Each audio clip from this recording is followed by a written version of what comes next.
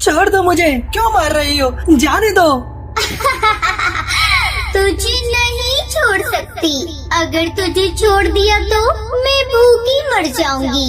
ये कहकर वो उसे मारकर खा जाती है। जिसके बाद भूतिया टूनी चिड़िया की आत्मा घर जाकर अपनी तीनों बेटियों से बोलती है, आज मैं बच्चियों को अपने हाथों से खाना खिलाऊंगी। जिसके बाद भूतिया चिड़िया की आत्मा अपनी बेटियों को खाना खिलाने लगती है। तभी खाना खाते हुए उसकी बेटी टुनटुनी बोलती है, माँ आप भी खाइए ना, हम हमेशा देखते हैं कि आप हमें खिलाती हो, लेकिन आप खुद कुछ नहीं खाती। अब मैं इन्हें कैसे बताऊं कि मैं ये खाना नहीं खा सकती। मुझे तो पक्षी खाने की तलब लग चुकी है। इतना सोचकर अपनी बेटियों को खाना खिलाकर वो सुला देती है। ऐसे ही अगली रात भी वो एक पक्षी का गला पकड़कर बोलती है, अब तुझे मुझसे कोई नहीं बचा सकता। ये कहकर उसे मारकर खा जाती है। ऐसे ही वो हर रात पक्षियों को शिकार करती और उन्हें मारकर खा जाया करती थी। अचानक से जंगल में पक्षियों के गायब होता देख जंगल के पक्षी डर जाते हैं और रात के समय घर से बाहर निकलना बंद कर देते हैं। ऐसे ही एक रात भूतिया चिड़िया की आत्मा शिकार करने जाती है, लेकिन उसे कोई शिकार नहीं मिलता। अरे ये कहाँ मर गए सारे के सारे पक्षी। कितनी देर से मैं भूख से तड़प रही हूँ। अब मैं अपनी भूख किसे खाकर मिटाऊंगी।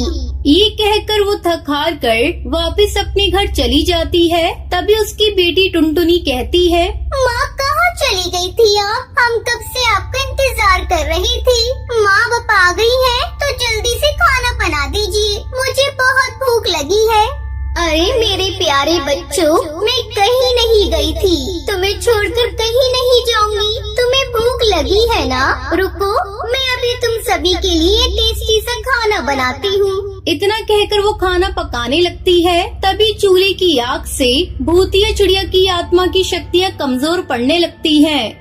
मेरा शरीर इस आग की तपिश को बर्दाश्त नहीं कर पा रहा, लेकिन मैं मजबूर हूँ। मुझे अपने मासूम बच्चों के लिए खाना बनाना ही पड़ेगा। इतना सोचकर फिर से वो खाना बनाने लगती है, लेकिन तभी अचानक से उसे चक्कर आता है और वो बेहोश होकर फर्श पर गिर जाती है। अपनी माँ की ऐसी हालत को देखकर वो तीनों डर जाती हैं। माँ क्या हुआ आपको? आप कुछ बोल क्यों नहीं रही?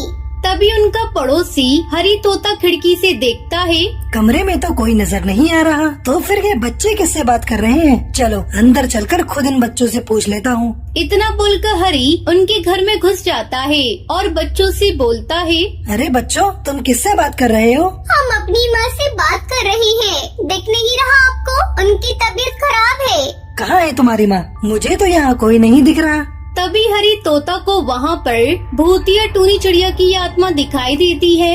कौन हो तुम और इन बच्चों के साथ क्या कर रही हो? मैं इनकी माँ हूँ और ये तीनों मेरी बेटियाँ हैं। ये क्या बोल रही हो? तुम इनकी माँ कैसे हो सकती हो? अगर तुम इनकी माँ हो तो तुम्हारा ये हाल कैसे हुआ? मैं जानना चाहता हूँ। तुम जानना चाहते हो तो सुनो। मैं इसी जंगल में अपने पति बंटी और अपनी तीनों बेटियों के साथ रहा करती थी। हम सबसे अमीर पक्षी थे।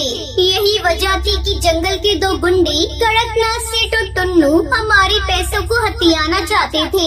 एक रात वो हमारे घर चोरी करने आए।